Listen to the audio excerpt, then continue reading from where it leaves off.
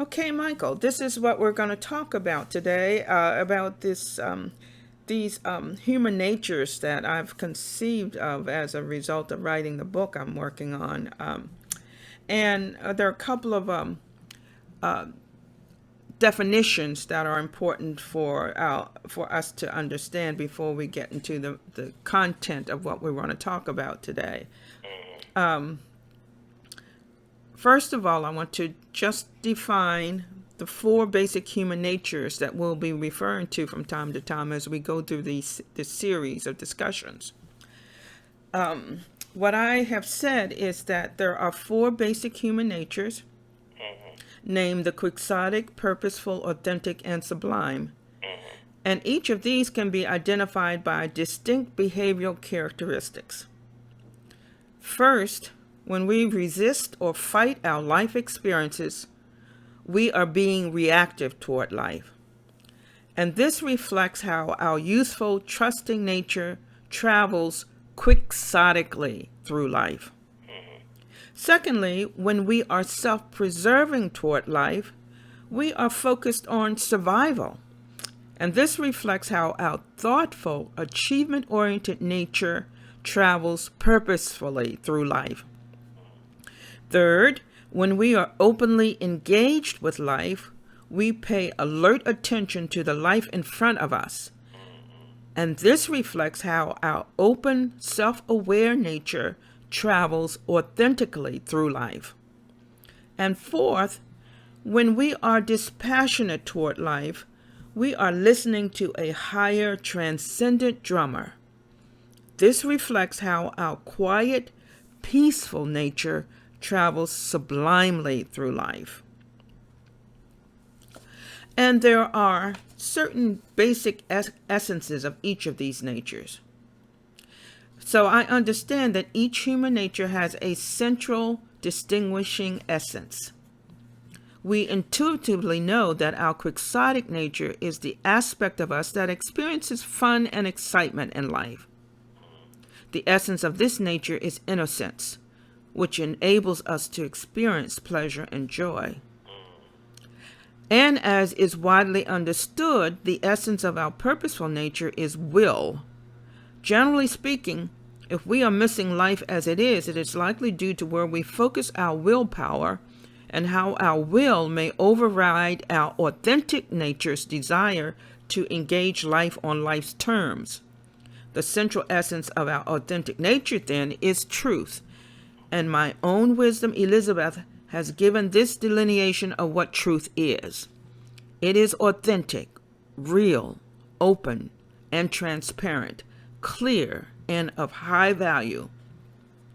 And when we understand the direct relationship between truth and love, we also come to understand that the essence of our sublime nature is love. When we love genuinely, we discover it to be the most free and freeing experience in our lives. So then, what I'm writing about has been to look how each of our human natures aspire toward a wisdom goal. And this is generally what we'll be talking about as we move through these series of audio tapes. So just for background, the primary wisdom goal of our quixotic nature is to move from self-centeredness to self-management. Self-management, as discussed, is not the same as self-restraint or control. Self-restraint or control represses maladaptive behavior, while self-management regulates our behavior. The primary wisdom goal of our purposeful nature is to deepen personal insight into self-acceptance. The process of increasing self-acceptance requires us to go through significant personal, emotional, and cognitive change that is disciplined and action-oriented. In gaining self-acceptance, we embrace our lack of self-knowledge and understand how our authentic nature functions in the world. Gaining self-knowledge through self-discovery and self-exploration leads to self-recognition, which yields the gift of self-transparency. Unveiling our self-transparency is the primary wisdom goal of our authentic nature. Lastly, the discovery of our individual hidden powers and inner potentials requires the engagement of our sublime nature, which has the primary wisdom goal of attaining transcendent self-knowledge. Our sublime nature is wisdom incarnate, the very source of intuitive intelligence and profound humility, and is considered immortal in major teachings about human spirituality. So, having said all that, let's just generally open this up and talk from our own personal experience. Unpack it. This idea of being truthful with ourselves, and how Paramahansa Yogananda, Curtin Kircham, Emerson, all speak to this quality of truth being a sense of becoming real to oneself, to identify that which cannot be compromised, that what we understand, especially in recovery and relating it to step one, is that when we finally come to the understanding that we are powerless over the addictive force that we're struggling with, and that our lives have become unmanageable, then that is our initial deep connection with the truth of who we really are. That we are frauds. That we are frauds. That we are not who we really are. That we have been living a poor fantasy of life and that we no longer are in control as we thought we were. The idea that we thought we were in control was in and of itself a lie and fraudulent. And so the idea of coming to that space within us where there is an inner, the word I want to say, an inner conviction that we no longer can live the way we've been living. But that comes later, though. Yeah, and it's like it's what the addict would say. I became sick and tired of being sick and tired. I just can't do this anymore. Right. And that's interesting because that's biblical too. Because I was talking to Ann's brother the other day, and he's a Bible reader, and some kind of way it came out that when we were children, we played and acted as children, but as men or as more mature human beings, we no longer play with the toys we used to play with. And so, that's what you're alluding to, the growing up, the evolution, the maturing process, where we start seeing things differently. Because I remember, I can remember, very well, how I started seeing myself, and this is not painting anything on myself, but just conveying what my experience has been. I said, wow, that's interesting. I see myself not even interested in drinking any longer.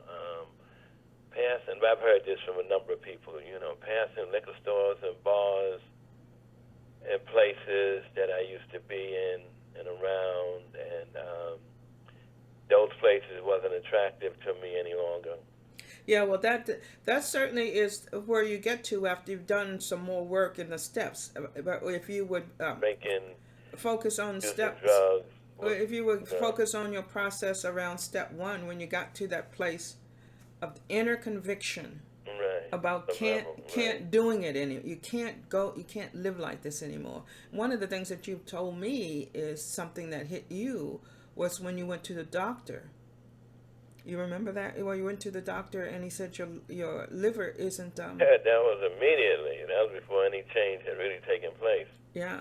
Well, say more about that. That's a good point to bring up, because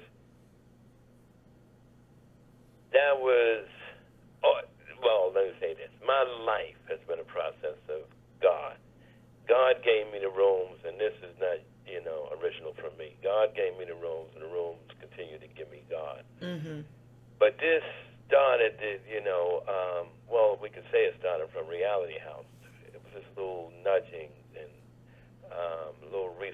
that would come into play.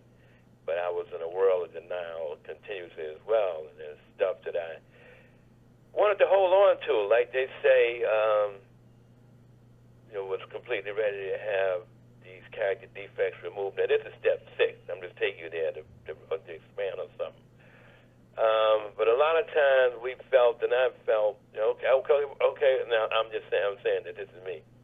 Okay, I know I'm supposed to have these character defects removed, but I don't want all of them removed. I still like the me that does this and that, and that, and so any number of things that, just give me that, say is, what can I use? Well, what happened when you were in the doctor's office? Okay, I'll take you back there. I brought it up because when I went to the doctor's office that night, it wasn't a doctor's office, the emergency room.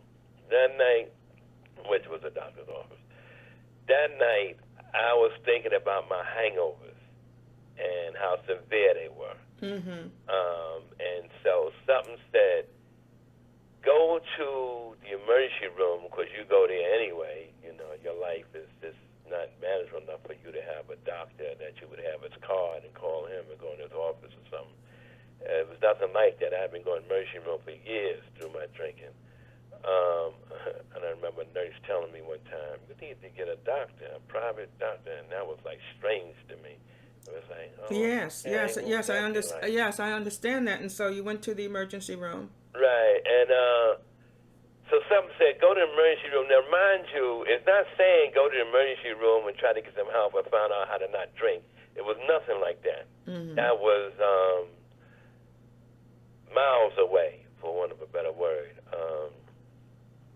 It just said, go to the emergency room, talk to a doctor. Doctors are very knowledgeable, skilled, and credentialed. And he'll tell you physically, biologically, how to get rid of your hangovers. He'll tell you what you're doing wrong. He'll tell you probably that you're drinking wrong and you're not putting food on your stomach, you're not putting grease on your stomach. So you're telling me that before you even saw the doctor, you were thinking this way? Right. And when I saw him, I said to him, Doc, I'm having these hangovers, and they're severe. My drinking, I'm even putting space between my drinking. And I'm not even drinking every day now, Doc. I'm drinking, and then I'll stop drinking maybe for 2 or 3 days, and I'll start drinking again, or maybe not even drink again to the weekend at this point. But when I drink, I'm drinking a lot. But what I'm saying to you, Doc, is I'm not healing. I'm not clearing up the next day. It's not like I stopped drinking tonight and tomorrow I'm all cleared up. It's not even like the next day I'm all cleared. It was taking me a couple of days at least, Doc, for my head and system to clear up. And these hangovers are lasting at least into those 2 days, or at least a whole of 1 day. Then some other residual stuff is taking place before I clear up. And he said, well, I need to examine you to find out what you're talking about. I need to take your blood. And he took my blood and came back in about a couple of hours or so, or 3 hours. And today, when I think about it, that's on how he got my blood results back that quick. Well, you're in the emergency room. They have a lab right there. Oh, okay. And he came back in about 2 or 3 hours. But he took a lot of information from me. And he came back and he said, your liver enzymes are high. It's probably taking your liver longer to metabolize the alcohol in your body because of how long you've been drinking and how much you've been drinking. And at this point, it's just taking your liver longer to metabolize the alcohol. He said, if you stop drinking, you'll probably be okay. But if you continue to drink, this is the least of what you can expect.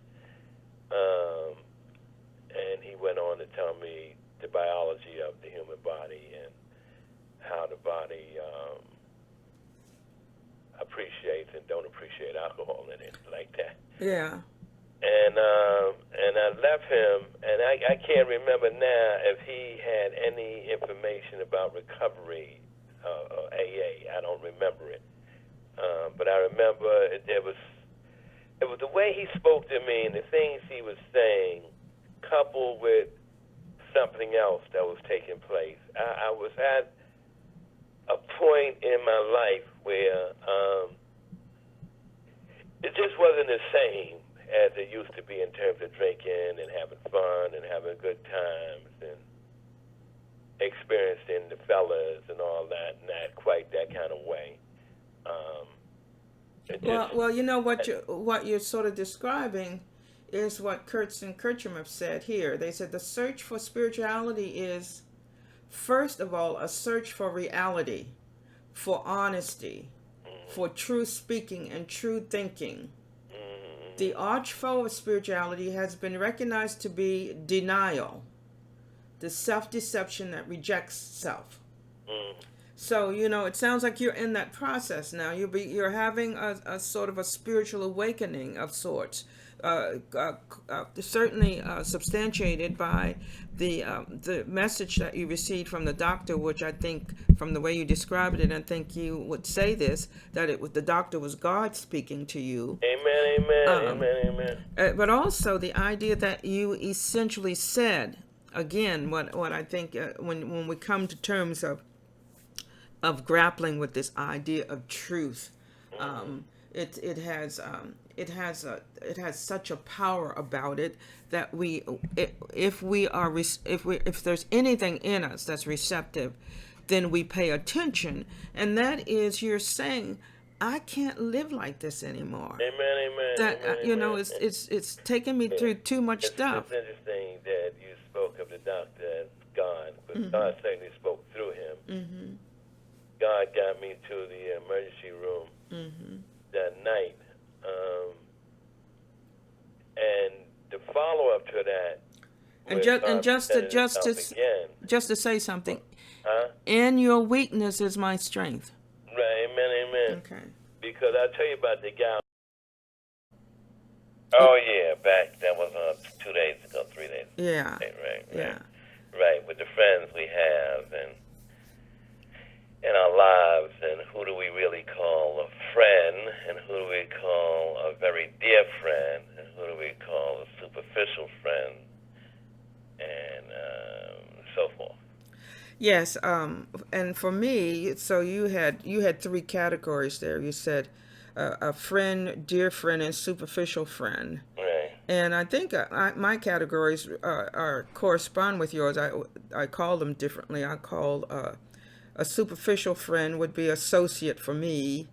A friend would be a good friend, and then a dear friend is an intimate friend for me. Okay. Right. So those are the qualities, and you're wondering about the friends that I've had in my life over time.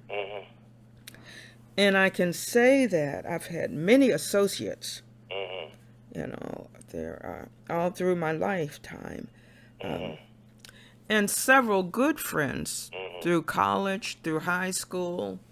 I think in high school, if I can start there, I guess I had many associates, and I had a few good friends in high school, but I didn't have. I did have one intimate best friend when I was in high school, Sandra, and so because with her.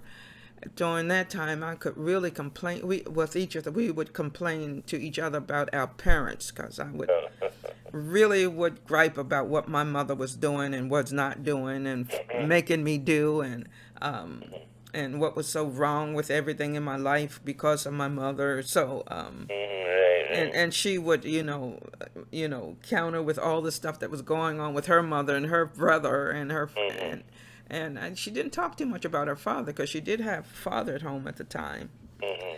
So I had several associates in high school, some good friends, and then one good intimate friend. Then I went to college, and I had several associates, classmates, and then I had several good friends that I made in college as well. And again, when I look back on it, it's always just one good intimate friend, that I could share my heart with, tell everything that's going on with me. Yeah, so and that pattern is pretty much all through my life. When I got married, my husband at the time, before we went our separate ways, he was my best friend, good intimate friend, and I had some other friends, but not at the level with him, and so and now fast forward to where I'm at now in my life. I have several associates, several good friends, but I just have one intimate friend, and that's you. So it seems like through the course of my life, oh, I meant to say there was, when I was working during my divorce years, several associates, several good friends, one intimate friend, and that was Barbara. Mary Ann was a very good friend, but Barbara was an intimate friend. The pattern I see as I reflect on it is that intimate friends are rare. Yeah, yeah.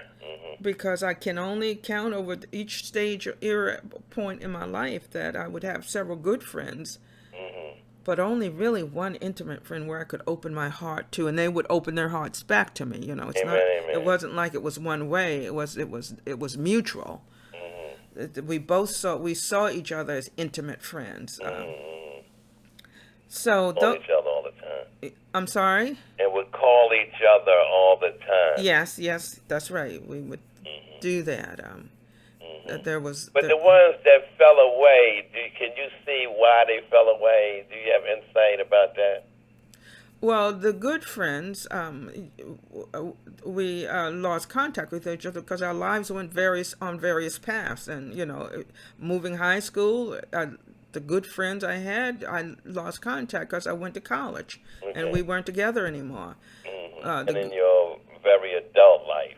And in college, the good friends I had, again, when I moved, because I've been lived all over the country. So if I stayed in one place, and that's what I think I see with one of my high school friends now. They stayed in one place, and so they got deep roots into the community.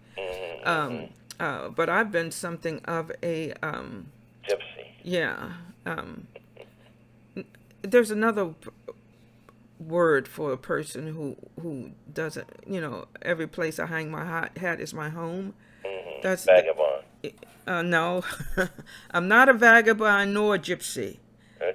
Because my life, the evidence of my life would say that's not the case. But I am one who.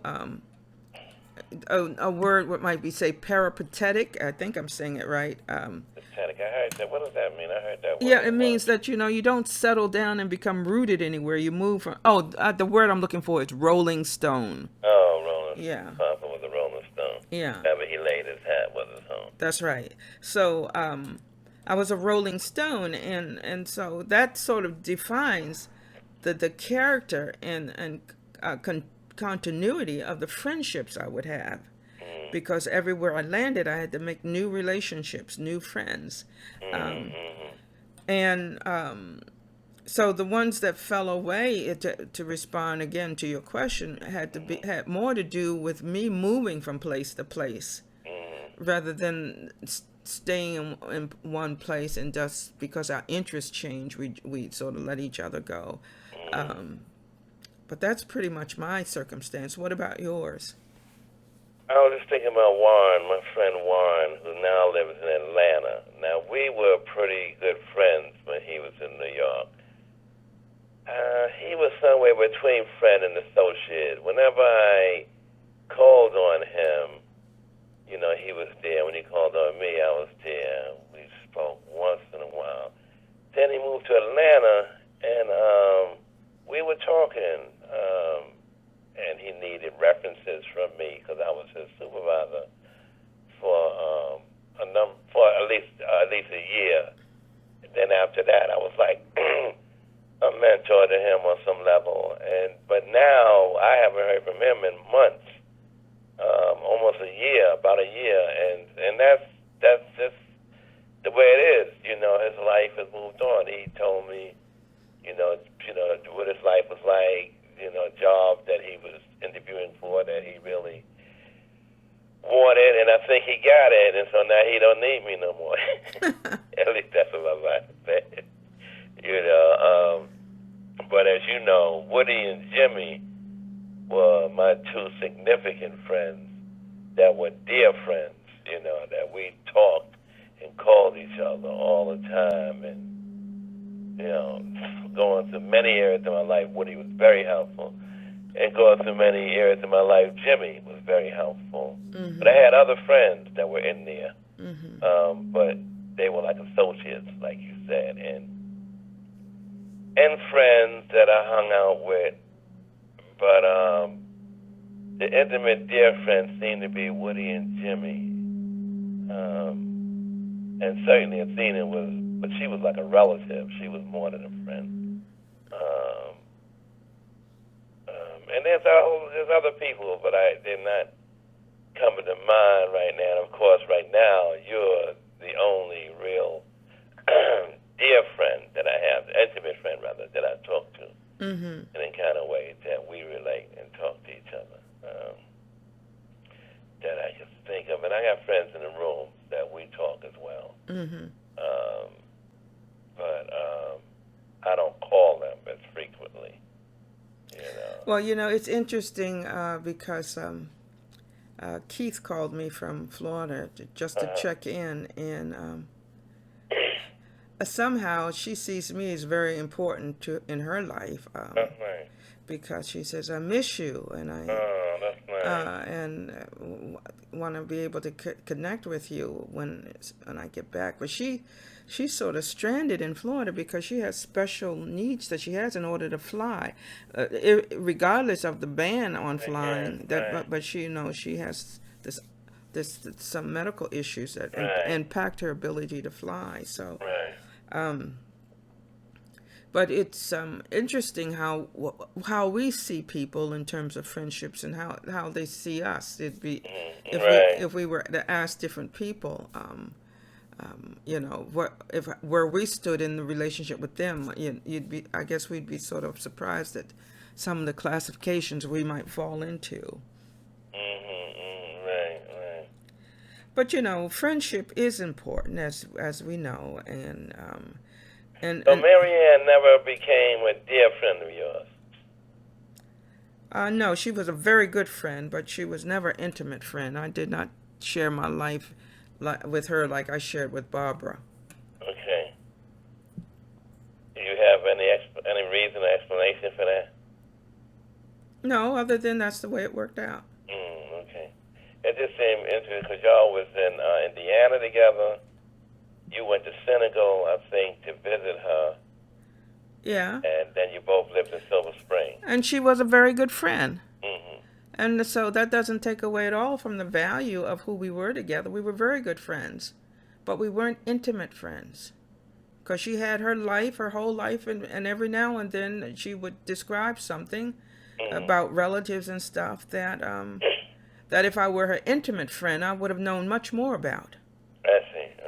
But for the most part, we were together because we shared a career, employer together, and the thing that brought us together was we both loved to play tennis. I see. And so we were tennis partners, and we both liked to walk out in nature, and so we were walking partners. Okay, that's important. Walking partners is good. Yeah, and we talk about world events and community events, and I mean there was much that we talked about, but there was never this sense of intimacy that I have like I had with you, right? Oh, like I had with Barbara. Right.